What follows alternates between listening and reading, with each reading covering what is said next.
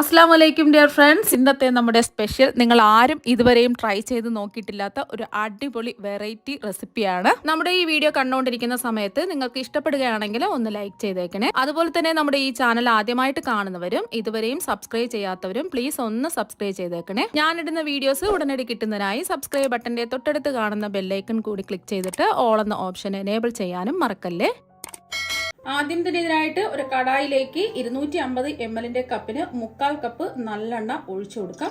അപ്പം നല്ലെണ്ണ വേണമെന്നുണ്ടെങ്കിൽ നല്ലെണ്ണ എടുക്കാം, അല്ലെങ്കിൽ വെളിച്ചെണ്ണ വേണമെന്നുണ്ടെങ്കിൽ വെളിച്ചെണ്ണ എടുക്കാം. കൂടുതൽ ദിവസം കേടുകൂടാതിരിക്കാൻ വേണ്ടിയിട്ടാണ് നല്ലെണ്ണ എടുത്തിട്ടുള്ളത്. അപ്പം നിങ്ങളിത് ഫ്രിഡ്ജിലൊക്കെ സൂക്ഷിക്കുകയാണെന്നുണ്ടെങ്കിൽ വെളിച്ചെണ്ണ എടുത്താൽ മതിയാകും. എണ്ണ ഒന്ന് ചൂടാവട്ടെ. ഇപ്പൊ നല്ലെണ്ണ നന്നായിട്ട് ചൂടായിട്ടുണ്ട്. ഇനി ഇതിലേക്ക് നമ്മൾ ഇട്ട് കൊടുക്കുന്നത് ഉണക്കമുന്തിരിയാണ്. ഉണക്കമുന്തിരി 250 ml കപ്പിന് 2 കപ്പ് ഉണക്കമുന്തിരിയാണ് ഇട്ട് കൊടുക്കുന്നത്. രണ്ടാമത്തെ കപ്പ് ഉണക്കമുന്തിരിയും കൂടി ഇട്ട് കൊടുക്കാം. അപ്പൊ ഇതുപോലത്തെ ഒരു അളവ് കപ്പ് ഇല്ലാന്നുണ്ടെങ്കിൽ സാധാരണ വലിപ്പമുള്ള ഒരു ഗ്ലാസ് എടുക്കാം. ആ ഗ്ലാസിന്റെ വലിപ്പത്തിനനുസരിച്ച് മുന്തിരി അളന്നെടുക്കാം. ഇപ്പൊ ഞാനിപ്പോ ഇത് വീട്ടിൽ തയ്യാറാക്കിയ ഉണക്കമുന്തിരിയാണ്, അതുകൊണ്ട് ഞാൻ കഴുകിയൊന്നും എടുത്തിട്ടില്ല. നമ്മൾ കടയിൽ നിന്ന് വാങ്ങുന്ന ഉണക്കമുന്തിരിയാണെന്നുണ്ടെങ്കിൽ കഴുകി വെയിലത്ത് വെച്ച് ഉണക്കുകയോ അല്ലെങ്കിൽ ഒരു കോട്ടൺ ടവലിലിട്ട് ഉണക്കി എടുക്കുകയോ ചെയ്യാം. ഒട്ടും ഈർപ്പമൊന്നും ഇല്ലാതെ വേണം എണ്ണയിലേക്ക് ഇട്ട് കൊടുക്കാനായിട്ട്. ഈ ഉണക്കമുന്തിരി എല്ലാം ഒന്ന് വീർത്ത് വരട്ടെ. ഞാനിപ്പോൾ എടുത്തിട്ടുള്ളത് പച്ചമുന്തിരി വീട്ടിൽ തന്നെ ഉണക്കി എടുത്തിട്ടുള്ളതാണ്. ഇപ്പൊ ആ മുന്തിരിയൊക്കെ ഒന്ന് വീർത്ത് വന്നിട്ടുണ്ട്.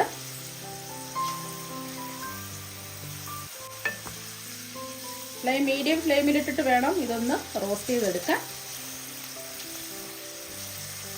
ഇപ്പൊ ഉണക്കമുന്തിരി എല്ലാം എന്താ വീർത്ത് വന്നിട്ടുണ്ട്. ഇനി നമുക്ക് എണ്ണയിൽ നിന്ന് ഇതുപോലെ കോരി മാറ്റാം. നമ്മൾ ഉണക്കമുന്തിരി എല്ലാം ഫ്രൈ ചെയ്ത് എടുത്തിട്ടുണ്ട്. ഇനി ബാക്കി വന്ന എണ്ണയിലേക്ക് 1 ടീസ്പൂൺ കടുക് ഇട്ട് കൊടുക്കാം. കടുക് ഒന്ന് പൊട്ടി വരട്ടെ. ഇതിലേക്ക് നിങ്ങൾക്ക് വേണമെന്നുണ്ടെങ്കിൽ 1 ടീസ്പൂൺ ഉലുവ ഇട്ട് കൊടുക്കാം. ഞാനിപ്പോൾ ഉലുവ ഇടുന്നില്ല, ഉലുവ പൊടിയാണ് ലാസ്റ്റിൽ ചേർത്ത് കൊടുക്കുന്നത്. ഇപ്പൊ ആ കടുകെല്ലാം പൊട്ടി വന്നിട്ടുണ്ട്. ഇതിലേക്ക് നമ്മൾ ചേർത്ത് കൊടുക്കുന്നത് 1/2 കപ്പ് വെളുത്തുള്ളി അല്ലിയാണ്. ചെറുതായിട്ടൊന്ന് ചതച്ചിട്ടാണ് ഞാൻ ഇട്ട് കൊടുക്കുന്നത്. അപ്പൊ വെളുത്തുള്ളി കുറച്ചധികം കൂടുതൽ ഇട്ട് കൊടുക്കുന്നത് വളരെ നല്ലതായിരിക്കും. അപ്പം ഞാനിപ്പോൾ ഇടികല്ലിൽ വെച്ചിട്ട് ഒന്ന് ചതച്ചെടുത്തതാണ്. നിങ്ങൾക്ക് വേണമെന്നുണ്ടെങ്കിൽ കുഞ്ഞു കുഞ്ഞായിട്ട് അരിഞ്ഞു വേണമെങ്കിലും ഇട്ട് കൊടുക്കാം. ചതച്ച് ഇട്ട് കൊടുക്കുമ്പോൾ പ്രത്യേക ഒരു ടേസ്റ്റാണ്. അപ്പോൾ മുഴുവനോട് ഇടണ്ട. അതുപോലെ തന്നെ ചെറിയ ചെറിയ കുഞ്ഞു കുഞ്ഞായിട്ട് നിങ്ങൾക്ക് വേണമെന്നുണ്ടെങ്കിൽ കട്ട് ചെയ്ത് ഇട്ട് കൊടുക്കാം, അല്ലെങ്കിൽ നീളത്തിൽ അരിഞ്ഞിട്ട് കൊടുക്കാം. വെളുത്തുള്ളി പേസ്റ്റും ഇഞ്ചി പേസ്റ്റും എടുക്കണ്ട, ഇങ്ങനെ ഇട്ട് കൊടുക്കുമ്പോഴാണ് പ്രത്യേക ടേസ്റ്റ് കിട്ടുന്നത്.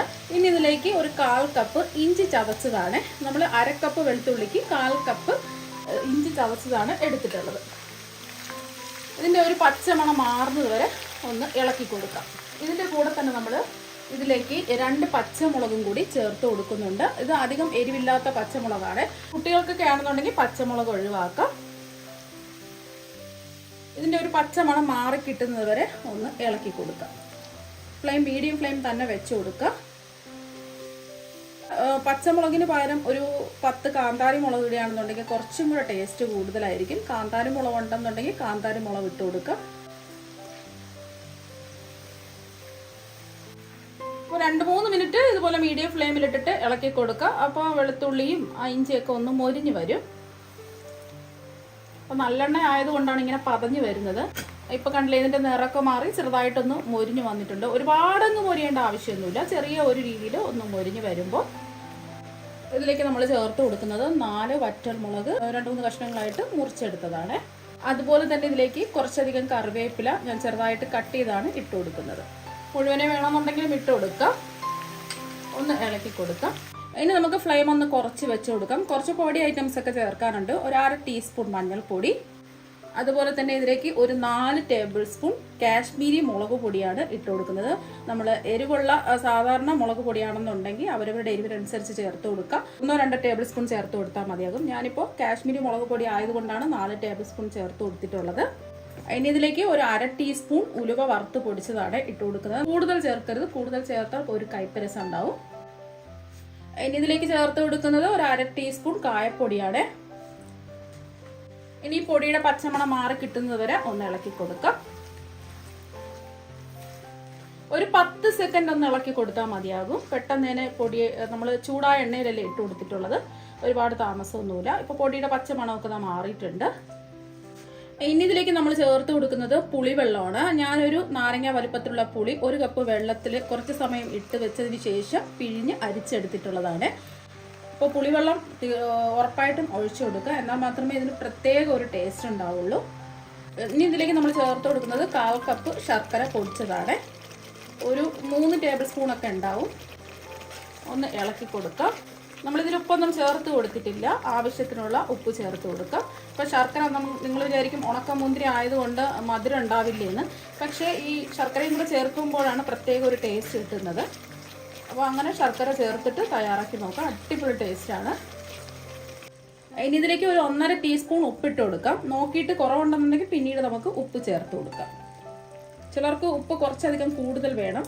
അപ്പോൾ ഞാനിപ്പോൾ ആവശ്യത്തിനുള്ള ഉപ്പേ ചേർത്ത് കൊടുക്കുന്നുള്ളൂ. നോക്കിയിട്ട് ലാസ്റ്റിൽ വേണമെന്നുണ്ടെങ്കിൽ ഉപ്പ് ചേർത്ത് കൊടുത്താൽ മതി. ഒന്ന് ഇളക്കി കൊടുക്കാം.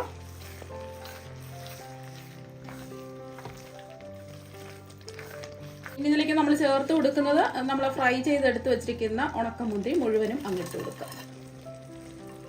ഉണക്കമുന്തിരി ഇട്ട് കൊടുത്തിട്ടുണ്ട്. ഒന്ന് ഇളക്കി കൊടുക്കാം.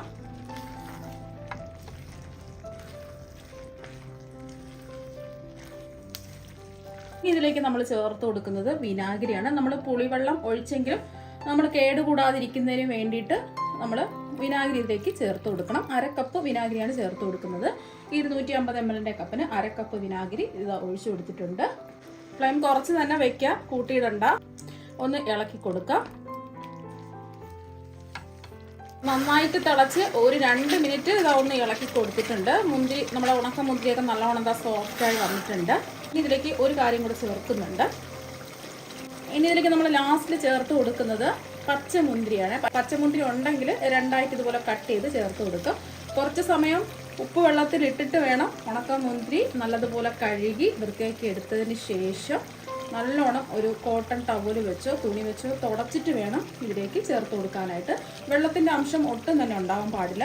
അപ്പം ഇത് നിങ്ങളുടെ കയ്യിൽ പച്ചമുന്തിരി ഉണ്ടെങ്കിൽ ലാസ്റ്റിൽ ചേർത്ത് കൊടുക്കുക, ഇല്ലെങ്കിൽ കുഴപ്പമൊന്നുമില്ല. ഉണക്കമുന്തിരി മാത്രം വെച്ച് ചെയ്തിട്ടെടുത്താലും മതി. ഇങ്ങനെ പച്ചമുന്തിരി കൂടെ ചേർത്ത് കൊടുത്ത് ഒന്ന് ചെയ്ത് നോക്കുമ്പോൾ ഒരു പ്രത്യേക ടേസ്റ്റ്, ഒരു അടിപൊളി ടേസ്റ്റ് എനിക്ക് തോന്നിയത് കൊണ്ടാണ് ഞാൻ പച്ചമുന്തിരി കൂടെ ചേർത്ത് കൊടുത്തത്. അപ്പോൾ നിങ്ങൾക്ക് ഇഷ്ടമാണെന്നുണ്ടെങ്കിൽ ചേർത്ത് കൊടുക്കുക, അല്ലെങ്കിൽ പച്ചമുന്തിരി ഒഴിവാക്കാം. അപ്പോൾ പച്ചമുന്തിരിയൊക്കെ വില കുറച്ച് കിട്ടുന്ന സമയമാണ്, പച്ചമുന്തിരിയുടെ സീസണാണ്. അപ്പോൾ അതുകൊണ്ട് നമുക്ക് പ്രശ്നമൊന്നുമില്ല, അധികം വിലയൊന്നുമില്ലല്ലോ. അപ്പോൾ പച്ചമുന്തിരി ഇട്ട് കൊടുത്തതിന് ശേഷം ഒരുപാട് സമയം ഇട്ട് ഇളക്കി കൊടുക്കരുത്. പെട്ടെന്ന് തന്നെ പച്ചമുന്തിരി വാടി കിട്ടും. ഇനി നമ്മളിതിലേക്ക് ആവശ്യത്തിന് ഉപ്പുണ്ടോയെന്നൊന്ന് ചെക്ക് ചെയ്ത് നോക്കുക, എന്നിട്ട് ഉപ്പ് ചേർത്ത് കൊടുക്കുക. ഇപ്പോൾ ഇതിലേക്ക് ഉപ്പ് കുറവായതുകൊണ്ട് ഒരു 1/2 ടീസ്പൂൺ ഉപ്പും കൂടി ചേർത്ത് കൊടുക്കുന്നുണ്ട്. ഉണക്കമുന്തിരിയൊക്കെ നിങ്ങൾ കടയിൽ നിന്ന് വാങ്ങാതെ വീട്ടിൽ തന്നെ തയ്യാറാക്കി ഇതുപോലെ അച്ചാറിട്ട് വെക്കുകയാണെന്നുണ്ടെങ്കിൽ കുട്ടികൾക്കും മുതിർന്നവർക്കും എല്ലാവർക്കും ഒരുപാട് ഇഷ്ടമാകും. കാരണം എന്ന് വെച്ചാൽ നല്ലൊരു അടിപൊളി ടേസ്റ്റാണ്. ഒരു പ്രാവശ്യം എന്തായാലും നിങ്ങൾ ഇതുപോലെ ഉണക്കമുന്തിരി വെച്ചിട്ട് അച്ചാർ തയ്യാറാക്കി നോക്കുക. പിന്നെ നിങ്ങൾ എന്നും നിങ്ങളുടെ ഫേവറേറ്റ് അച്ചാറായിരിക്കും. അപ്പോൾ ഉണക്കമുന്തിരിയൊക്കെ കടയിൽ നിന്ന് വാങ്ങുമ്പോൾ ഒരുപാട് കീടനാശിനി അടിച്ചിട്ടായിരിക്കും നമുക്ക് കിട്ടുന്നത്. അതുകൊണ്ട് നല്ലതുപോലെ കഴുകിയാലും അതിൻ്റെ കീടനാശിനിയൊന്നും പോവില്ല. ഇപ്പോൾ വില കുറഞ്ഞ സമയത്ത് നിങ്ങൾ വീട്ടിൽ തയ്യാറാക്കി നോക്കുക. ഞാൻ വീട്ടിൽ തയ്യാറാക്കി എടുത്ത ഉണക്കമുന്തിരിയാണ് എടുത്തിട്ടുള്ളത്. അപ്പോൾ അതിൻ്റെ വീഡിയോ ഞാൻ മുമ്പ് അപ്ലോഡ് ചെയ്തിട്ടുണ്ട്. അപ്പോൾ വേണമെന്നുണ്ടെങ്കിൽ അതിൻ്റെ ലിങ്ക് ഞാൻ ഡിസ്ക്രിപ്ഷൻ ബോക്സിൽ കൊടുത്തേക്കാം. അപ്പം പച്ചമുന്തിരിയും കൂടെ ചേർത്ത് കൊടുത്തതിന് ശേഷം ഒരു 2 മിനിറ്റ് ഒന്ന് ഇളക്കി കൊടുത്താൽ മതി. ഒരുപാടിട്ട് ഇളക്കി മറിക്കരുത്, എന്നാൽ പിന്നെ അത് വെന്ത് കുഴഞ്ഞു പോകും. നമുക്ക് ഇടയ്ക്കൊന്ന് കടിക്കാൻ കിട്ടണം. ആ ഒരു പരുവത്തിന് വേണം ഇത് റെഡിയാക്കി എടുക്കാൻ. ഫ്ലെയിം കുറച്ച് തന്നെ വെച്ച് കൊടുക്കുക. നല്ലൊരു മണം വരുന്നുണ്ട്. നമ്മുടെ സൂപ്പർ ടേസ്റ്റുള്ള ഉണക്കമുന്തിരി അച്ചാർ ഇവിടെ റെഡി ആയിട്ടുണ്ട്. അപ്പം പച്ചമുന്തിരി ഇട്ട് കൊടുത്തതിന് ശേഷം ഒരു 2 മിനിറ്റും കൂടി ഇളക്കി കൊടുത്തിട്ടുണ്ട്. അടിപൊളി ടേസ്റ്റാണ്. ഇതുപോലെ എണ്ണ തെളിഞ്ഞ് നിൽക്കണം, എന്നാൽ മാത്രമേ ഒരുപാട് നാൾ നമുക്ക് കേടുകൂടാതെ ഇരിക്കുകയുള്ളൂ. കുറച്ച് എണ്ണ മതിയെന്നുണ്ടെങ്കിൽ കുറച്ച് എണ്ണയിൽ ചെയ്തെടുത്താൽ മതിയാകും. ഞാനിപ്പോൾ കുറേ നാൾ സൂക്ഷിച്ച് വെക്കാൻ വേണ്ടിയിട്ടാണ് കുറച്ചധികം എണ്ണ എടുത്തിട്ടുള്ളത്. സൂപ്പർ ടേസ്റ്റുള്ള ഉണക്കമുന്തിരി അച്ചാർ ഇതാ ഇവിടെ റെഡി ആയിട്ടുണ്ട്. ഇനി നമുക്ക് ഫ്ലെയിം ഓഫ് ആക്കാം. നല്ലതുപോലെ ഇതിൻ്റെ ചൂടൊക്കെ ഒന്ന് മാറണം. ഇനി ഇതിൻ്റെ ചൂട് കംപ്ലീറ്റ് ഒന്ന് മാറട്ടെ. ഇപ്പോൾ അച്ചാറിൻ്റെ ചൂടൊക്കെ നല്ലതുപോലെ മാറിയിട്ടുണ്ട്. ഇപ്പോൾ ചൂട് മാറിയപ്പോൾ കുറച്ചും കൂടെ കുറുകി കുറച്ചും കൂടെ കളറൊക്കെ വന്നിട്ട് അടിപൊളിയായിട്ട് ഇതാ വന്നിട്ടുണ്ട്. ഇത് ഉടനെ തന്നെ കഴിക്കരുത്, 2 ദിവസം കഴിഞ്ഞിട്ട് മാത്രമേ കഴിക്കാവൂ. എന്നാൽ മാത്രമേ നമ്മൾ ഇട്ട് കൊടുത്ത പൊടികളും ആ പുളിയും എരിയും എല്ലാം നല്ലോണം പിടിച്ച് സെറ്റായി കിട്ടുള്ളൂ. ഇനി ഇത് നമുക്ക് നീർപ്പൊന്നുമില്ലാത്ത കുപ്പികളിലോ അല്ലെങ്കിൽ ബർണിയിലോ അടച്ച് സൂക്ഷിക്കാവുന്നതാണ്. എത്ര ദിവസം വേണമെങ്കിലും കേടുകൂടാതെ ഇരിക്കും. വേണമെന്നുണ്ടെങ്കിൽ നമുക്ക് ഫ്രിഡ്ജിലും സൂക്ഷിക്കാവുന്നതാണ്.